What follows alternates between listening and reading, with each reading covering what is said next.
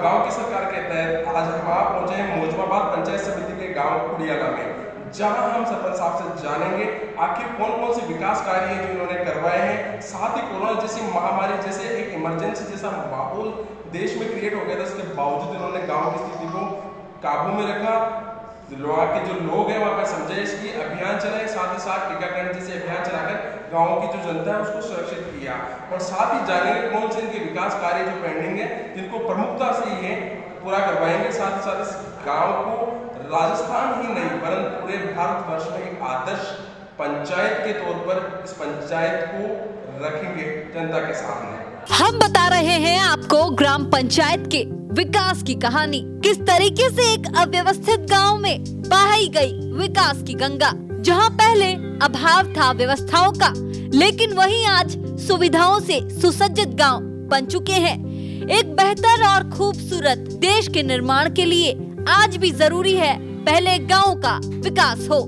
विकास की इसी कड़ी में आपको बताएंगे खुड़ियाला पंचायत के विकास की कहानी। एक समय ऐसा भी था जब खुड़ियाला पंचायत को राजस्थान की प्रमुख कहावत से आंका जाता था और बताया जाता था कि पंजाब का पटियाला और राजस्थान का खुड़ियाला दो बहुत ही लोकप्रिय जगह थी।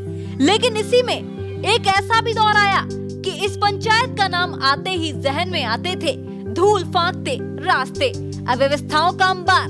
लेकिन इसी दौर में पंचायत के सरपंच गणेश डाबला ने संभाला मोर्चा, जो लंबे समय से लगे हुए हैं अतिक्रमण मुक्त करवाने में पंचायत को साथ। सरपंच गणेश डाबला ने अब तक लगभग 300 बीघा जमीन का अतिक्रमण बिना किसी लड़ाई झगड़े के अपनी सूझबूझ और अपने विचारों से किया अतिक्रमण मुक्त। साथ ही पंचायत भवन को बनाया हरा भरा खुशहाल, जिसे देखकर हर कोई यही कहेगा कि ये है एक आदर्श ग्राम पंचायत। हमारे संवाददाता ने जाना गांव का हाल और कैमरामैन ने कैद किया कैमरे में गांव के विकास का दृश्य।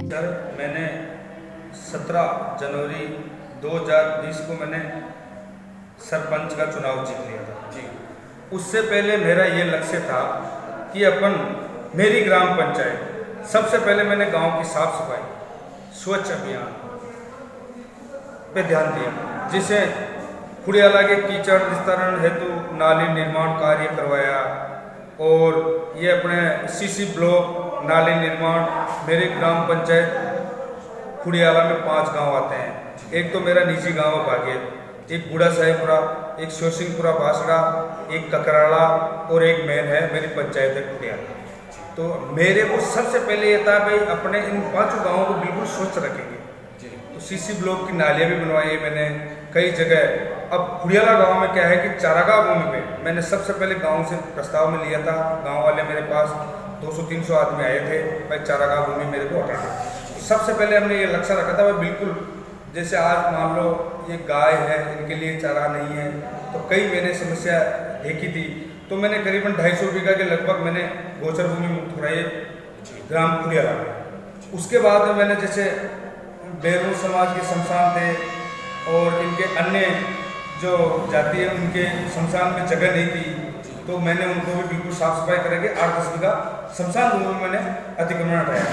उसके बाद में मैंने गाँव को चारागाह में सारी जगहों अतिक्रमण हटाया, जैसे स्कूल हो, खेल मैदान हो, सभी प्रकार की। जैसे फिर उसके बाद में मैंने सबसे पहले ये सभी प्रकार की जैसे पेंशन है, पालाधार है और बूढ़ा साहिबपुरा में एक स्वास्थ्य केंद्र है, वो भी हमारे। और मेरी ग्राम पंचायत मैन खुड़ियाला में 2 कमरे हमारे सरपंच बनने के बाद में खुड़ियाला में भी बनवाए।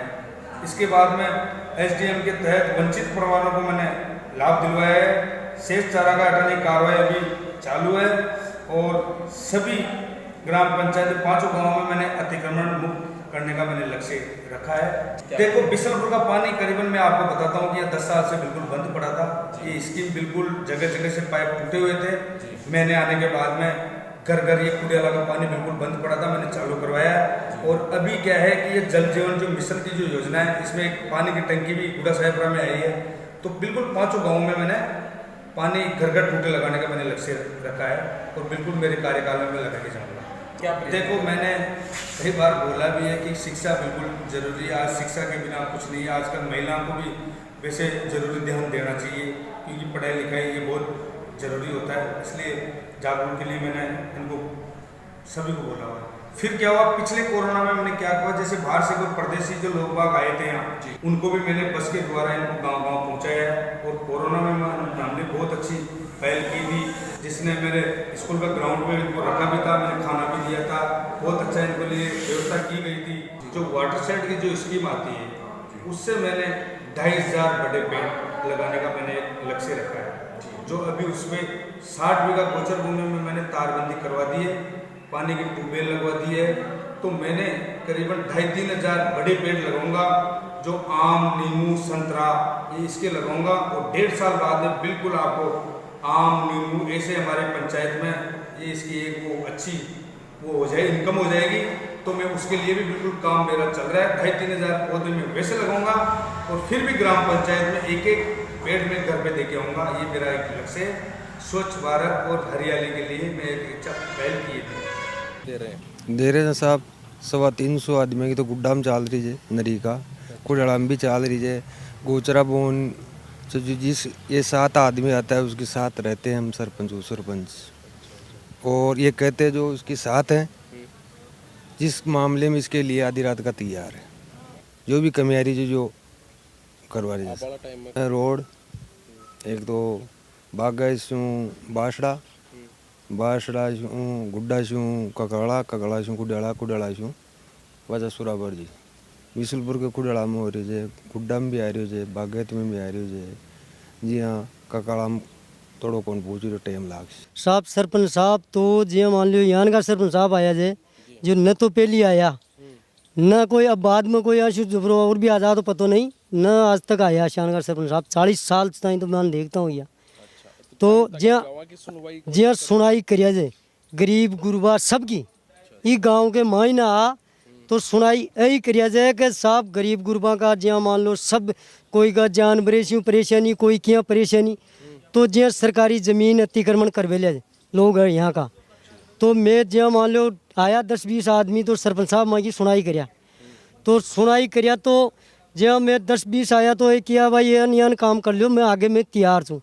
तो साहब माँ को काम उठाया तो यान को उठाया कि मैं तुरंत खाली कराऊंगा सरकारी ज़मीन को सबड़ी को।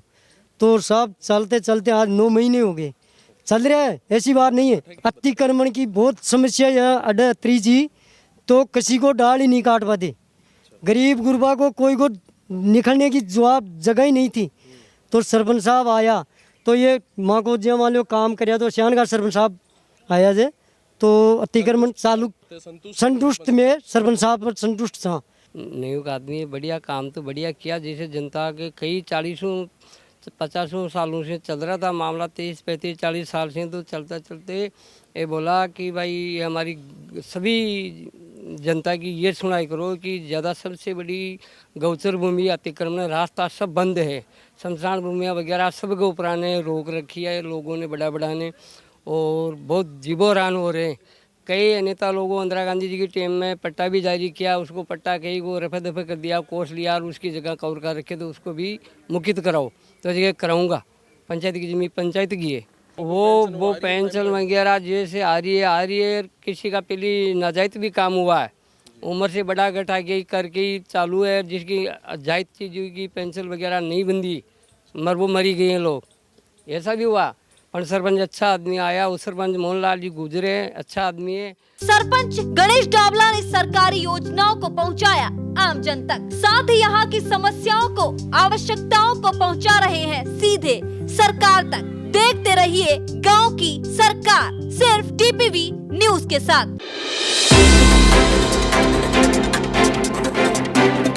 राजस्थान का उभरता एकमात्र न्यूज चैनल जो लेकर आया है प्रतिदिन आपके लिए नई तरोताजा खबरों का समूह, जिसमें हम करवाएंगे आपको हर शहर गांव की छोटी से छोटी और बड़ी से बड़ी खबर से रूबरू।